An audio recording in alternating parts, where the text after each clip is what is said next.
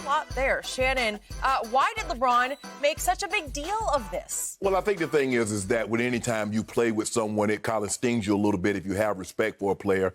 And players, Skip, players value players' comments about themselves more so than, say, media or someone outside of the basketball community. So that's why when players or former players say things about present players, it bothers them, and a lot of times they will respond.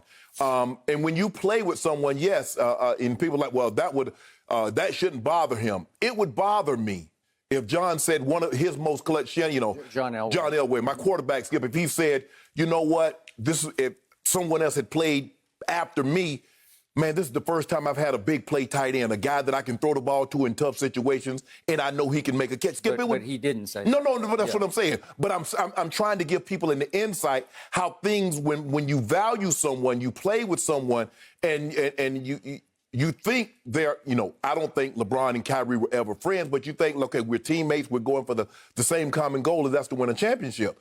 But this also goes to show you how things get continuously repeated, and people take them as true. Now, Kyrie said this is the first time, but it's not true. LeBron James has more playoff buzzer beaters than any other player in NBA history. That is not conjecture. That is not innuendo. That is not speculation. That is factual. LeBron James, let me repeat this for the people at home. I'm having trouble with that factual, but I'll get to that in a moment. LeBron James has more playoff buzzer beaters than any other man that has dribbled a basketball in the NBA or the ABA.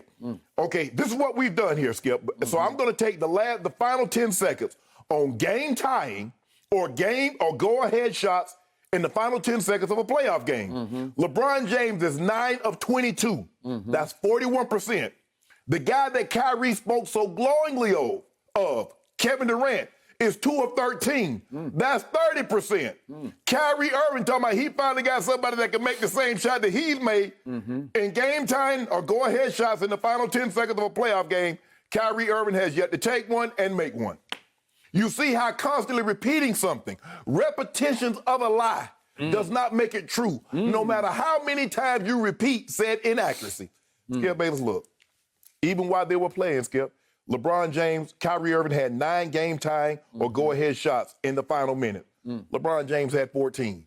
So while he's heaping praise on someone that he's never played with, the guy that was sitting next to him was taking and making more big shots than Kyrie Irving. So it stung LeBron to hear that. And Skip, anytime a former teammate, especially if, and Kyrie ain't just any teammate, Skip, you know what I'm saying? Kyrie Irving is not the 11th guy, is not the 8th guy on a roster. Kyrie Irving was the second best player in Cleveland. So, yes, it stung LeBron, and I can imagine if someone were to say this, let's just say for the sake of argument, Skip, I'm trying to think, some player that played with Tom Brady goes somewhere else is like, man, this is the first time I had a quarterback that can get me the ball in positions, I can make plays, he give me an opportunity to run after the catch. That would bother Tom, especially if... But that didn't happen. Skip, go ahead, Skip. Well, it just did. I'm trying to tell people, see, what you want to do is try to say, well, LeBron James is sensitive. I'm telling you, if Stephen A. Smith has said something, if Shannon Sharpe were to say something about Skip Bayless, you won't let on. You can put on this turf persona, but Skip, I know a different side of you. But so this notion, Skip. They didn't.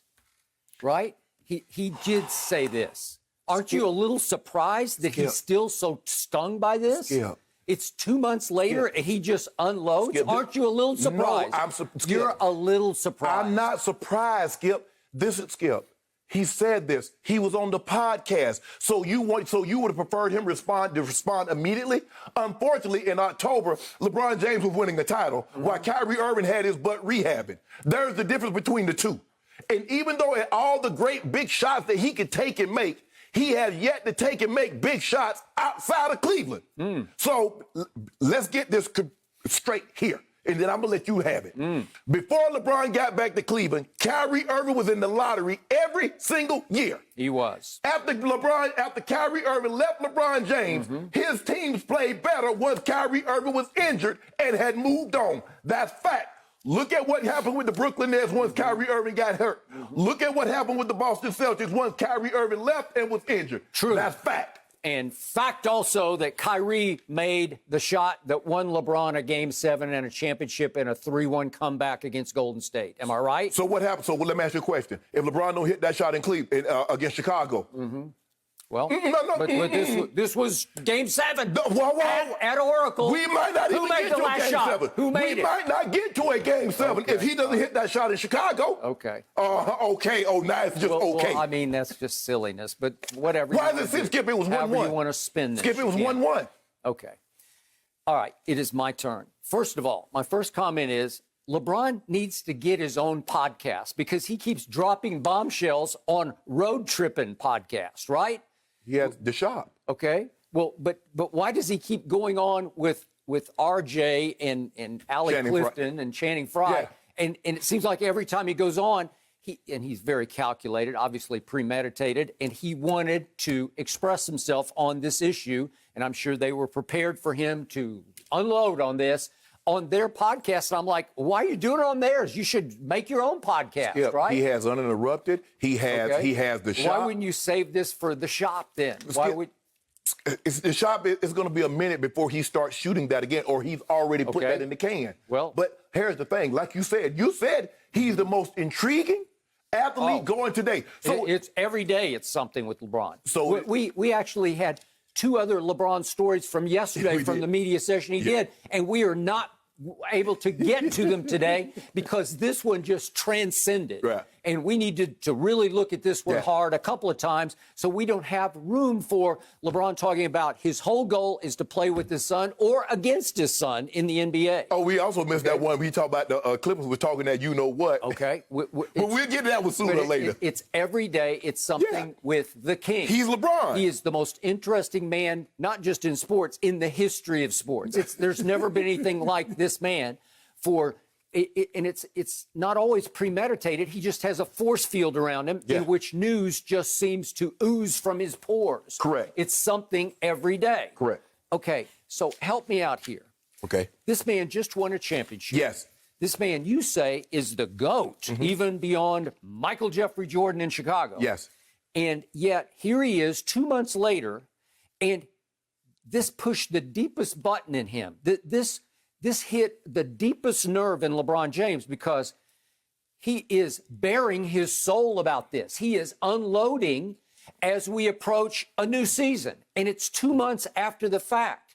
And he's going on and on about how even during the finals, it shook him up so much that he requested during the finals that somebody who works with or for him had to go get the transcript of this just so he wanted to read it. He wanted to make sure that they didn't take snippets, you know what I'm saying, Skip? Because sometimes you just splice it and you just take this. So let me get the transcript so I can actually hear what was said, how it was said, and how the subject was broached. So now, Skip, I got everything. I can just look at it like, oh, you said, so you did say that.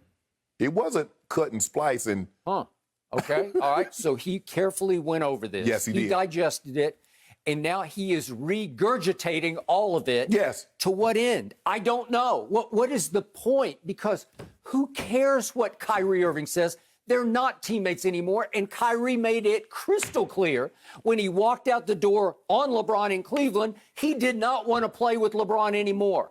So you gush on and on about how much you love this kid and you wanted him, which is just baloney. He said, I always wanted to see him be the MVP of our league. Not when he was playing with LeBron did he want to see Kyrie be the MVP. Skip, I'm sorry. Stop it. I call BS you on that. You do know the last year, Kyrie took more shots than LeBron, right? Okay, that's fine. But the point was, there's no way he wanted him to be the MVP or that he loved him like a little brother. I'm sorry, I don't buy it. So you got a problem with LeBron bringing that up. But I noticed, you know what, Skip? You had no problem when Michael Jordan brought his high school coach and ridiculed him that you cut him. He brought the guy that made the team over him 25 years later. He brought him out there and embarrassed him. He brought... what does that have to do with this? But my question is, why was he regurgitating it 25 years later? If you got a problem with 2 months, you damn sure should have a problem with 25 years. Okay, but that was his Hall of Fame acceptance What speech, difference does it make? He wanted to call out everybody. No, See? that's completely apple to orange No, it's to not. this. No, it's Oh, not. stop it. Why is and it? by the way, it's my turn, I think. I think you spoke for 15 minutes.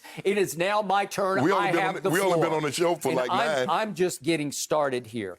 So LeBron is so stung that he is just as profane as he has ever been. He is dropping F-bombs. He's dropping GDs. And I'm like, what? Kind of like Tom Brady. Yeah. Oh, stop it. Yeah. Oh, this is LeBron. At least Tom doesn't have an I Promise school. I feel sorry for What does that have to do with it? It has everything to do with it. You know it, and I know it. Okay, so now let's get back to the guts of this. This has hit the deepest nerve in him because he knows he has had issues late game. And you can throw all those numbers you want at me, but I'm going to throw a whole bunch back at you, and it is my turn right now. Countless times late in games, LeBron James has run from the free throw line because he does not trust himself at the free throw line. Because, by the way, in free throw percentage, on potential game-tying or go-ahead free throws in the final 5 seconds, fourth quarter of overtime, LeBron in his career is 11 of 19 from the free throw line. That's 57.9%. That's the second worst all-time free throw percentage in those moments. And those 8 misses are the most misses since LeBron has been in the league. So he's got big issues at the late-game free throw line, which has completely messed up his psyche on how to close a game because countless times he has pulled up and taken threes that missed, deep threes, where he's saying, what are you doing? You're the greatest driver of the basketball ever. Well, he's afraid because if he drives, they're going to foul him and they're going to send him to the free throw line. And he also will pass the ball so that you can defend him as an apologist for LeBron. See, he made the right play. No, he didn't. He's the best player in the game. He's the Michael GOAT, Jordan will says pass in you. the last seconds? Well, not like this guy No, does. did he? Yeah, it's a simple yes or no question. Every once in a while. Okay, Twice thank you. that I know of. But, Okay. okay, let's just look, shall we, at some of the worst moments in LeBron's career, because let's look at the end of Game 6 of 2013. He had 2 turnovers, 2 unforced error turnovers in the last minute of the game against my Spurs. And then let's see what happened at the end. He takes the 3 to tie the game. And he missed it, and it's a long rebound, and now my horror show starts. And that's the worst thing that ever happened to me in my sports watching life. Then let's look at, shall we, Game 3 in 2017 at Cleveland. This is a turning point game of the finals in LeBron's house. And with 53 seconds left, he's got Andre Iguodala on him. Just drive it. Just drive on him. Just drive. You had a step to the right, and he fades off to the left, and he picks Kyle Korver to shoot a shot that he's never shot in his life under those circumstances. You can't do that. Skip. And that opened the door for Kevin Durant to go down and make one right in LeBron's face. And it was about as clutch a shot as you can ever see. Nobody has ever made a shot in that situation until they made a shot. That's why you take the shot. I mean, there are people up in Sing Sing that has never committed a crime until they committed a crime and landed them there. So Kyle Korver is one of the five or six greatest three-point shooters in the history of the game. That was a basketball crime because LeBron has to take that shot. You got to get to the free throw line. By the way, you're actually up 2 in that moment. You could have iced it. You could have daggered it. Yes, if Kyle Korver hits the shot. No, if LeBron says, no, I'm the best player. Says Shannon Sharpe, the GOAT. I'm going to get to the free throw line and make the 2 free throws. But my thing is, if that's why we're going to judge superstars, Michael Jordan should have never passed that ball to Steve Kerr. Okay, he called it in the. See, there you go again. Well, he did. You told him. He said, if Stockton comes to me, you're going to make this shot. Stockton is 5'11". Shoot over the top of him. Game 1 at Golden State, 2018. This is all time. This is unforgivable. LeBron James at this point. That he had scored 49 points. He had as hot a hand from distance, from outside the paint, as I have ever seen him have in a playoff game. And if we could see this, he gets the switch. He gets little Steph Curry on him, and LeBron's 6'9". Look at KD. Look at KD. Look at KD. Draymond. No, just take one dribble and go up and shoot the shot. How many times have you seen LeBron do that in his career? How many times have you seen LeBron do that in his career? You can shoot a free throw line jumper. Just one dribble to the right, and you throw it to George Hill. Kyrie didn't say anything about LeBron's game. He's talking about shots in the final seconds, and you're going back and trying to rehash. Well, that was talk about who has more game-winning shots. They were down 1. I'm going to get to those in just a second. They were down 1 at that point. You have to close that deal. Then how about just recent memory? How about Game 2 against Denver? They call in the huddle the play for LeBron James, and he lines up in the formation, and he's supposed to be picked for, and he freezes The chosen one Who picked becomes the for him? frozen one. Who picked for him? Nobody picked Okay, for him. then, so he just what- stood there, and Rajon Rondo said, I'm inbound the ball. I lock eyes with LeBron. He did not move. Hold on, time out. You know why? I got to tell you why he didn't move. He was 1 for 6 from the floor in the fourth quarter, 0 for 3 from 3, and 0 for 1 from the free throw line. He wanted no part of a last-second shot. You just told the people at home someone was supposed to come pick for LeBron, and he didn't move. Well, where was the he was supposed to just move off the people in front of him. You said move to the basketball. He froze. I thought it was Rajon Rondo said, I locked eyes. He didn't move. I thought he was supposed to set a pick, but you still haven't got to those game-winning shots. Outrage. I'm going to get to him, but I got to finish off because. But the show's going to be over. How about Game 5 of the finals this year? LeBron drives it, and again, you're down 1 at this point. Just get to the free throw line and go win the game. Go. This is Mamba jersey game, and just get to it. Hold on, wait a minute. Just a second. You just criticized the Lakers for losing a Danny Green because he makes big shots. He was on the NBA record for threes made in a finals game. And now LeBron James passes it to Danny Green, who you lauded, and now you criticize him to help make your argument? I said it the day after. I tweeted it immediately. If you're the king, if you're the GOAT, you just take that shot and get fouled because you're going to get fouled and you've got 2 free throws and you're going to have to make them both to win, but you have to make one of them just to tie. Oh, my goodness. Okay? Oh, my goodness is right. That's what I said when I saw that. Okay, so he has, by my research here, 7 game-winning shots in 1,525 games. Think about that. 1,525 games, he's got 7. The first one, I watch every LeBron game. I was watching the night of January 23rd, way back in 2009. He hit it over Ronnie Turioff at Golden State. That was his first one. That was his 6th season. He'd already played 477 NBA games. And I kept saying, where's the clutch gene? Because I don't think he has a clutch gene. And he just couldn't pull off a late shot. That was 6 years in, and he finally made one in a regular season game at Golden State. And then here we went. He did hit the shot heard around the world in 2009. It was an inbounds pass from Mo Williams where he just had to turn at the buzzer and shoot it, and he made it. And that was great. I'll give you that one. He made a left-handed layup on George Paul at Indiana. We got to give him that one. And then there was the Kyrie mad shot because David Blatt calls the last shot for, right on schedule, Kyrie. And LeBron says, how dare you? I want the last shot. Okay, give him the ball. And he shot a mad shot from the corner, and he made it. It's always something. He wasn't thinking about it. He was mad. Well, Did the ball go in? That's all I care about. I don't care if he was happy or the piece. He made one really good one over Jimmy Butler in a regular season game against Minnesota, and the game was tied. And that was good.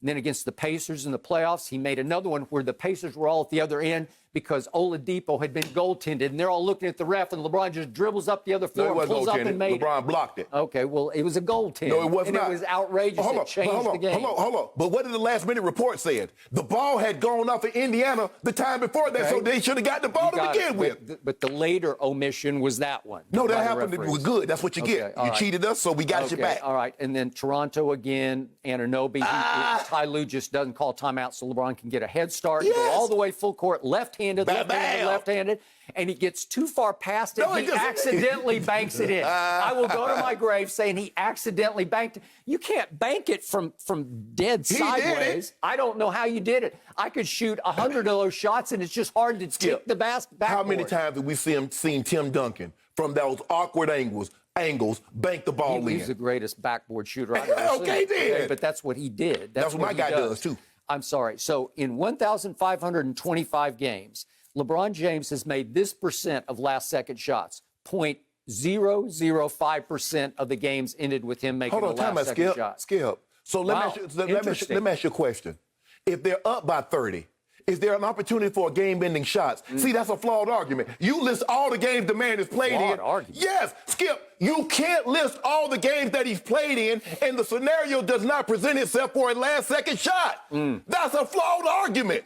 So can you imagine Michael Jordan taking anything this seriously and personally and brooding and stewing about it? Skip, he brought the guy that beat him out for the varsity spot 25 years prior. He brought him out at his Hall of Fame on national television and embarrassed him. He talked about his coach. He embarrassed him, talking about, you made a mistake by cutting me. That's all out of anger. This is out of hurt. Oh, my God. He is hurt. Skip. He is still bleeding from this. Time out. If I'm not mistaken, Michael Jordan wanted to quit the basketball basketball team because he didn't make it. And his mama said, you're going to go out for it next year. So was he not hurt? I'm glad you brought up Jordan, because now Scottie Pippen is saying, I was so hurt by the last dance. It was so unfair to me. I told Michael off.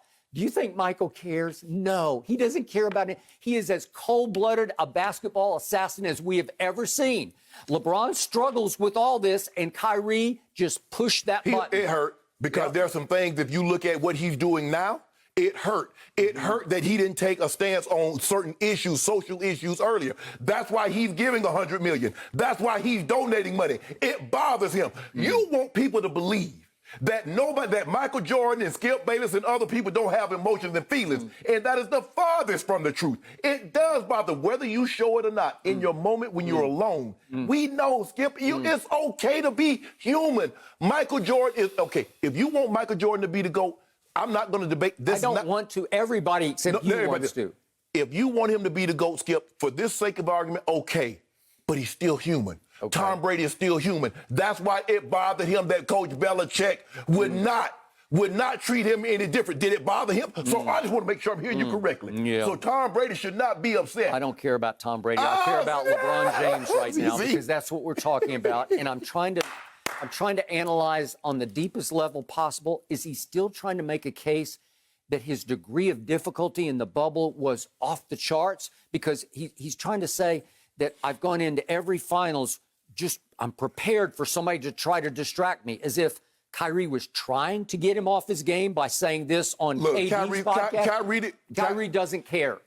Kyrie was fine with the bubble until the NBA told him he couldn't bring his butt down there. Then all of a sudden, he didn't want the guys to go down there. He was going to be fine with the bubble. Do you think Kyrie said this on KD's podcast to distract LeBron during the finals? I do not. First of all, Kyrie said the earth is flat.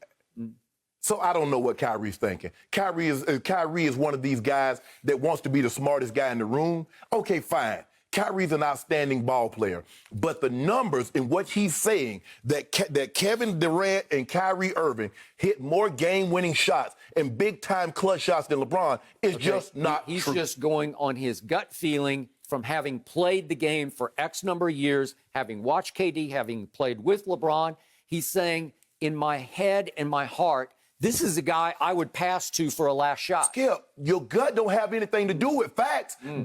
Facts don't care nothing about no feelings. It don't care nothing about your gut. The facts are LeBron James has more playoff buzzer beaters than Jordan, Kobe, KD, Kyrie, and any other Murray, any other you want to name. Skip, those are the facts. And what you tried to do, you tried to skew it to make it about games. So if that's the fact, then why would LeBron take this so seriously and personally? Why would he be so stung by it? Why wouldn't he just go on? Skip, you would listen, everybody knows you've been around people. It would bother me if one of my teammates, especially some of the ones that we went to lack of a better word, we went to battle with and we won games, and someone would say something like this when I know it not to be true. That teammate left you and made it very clear.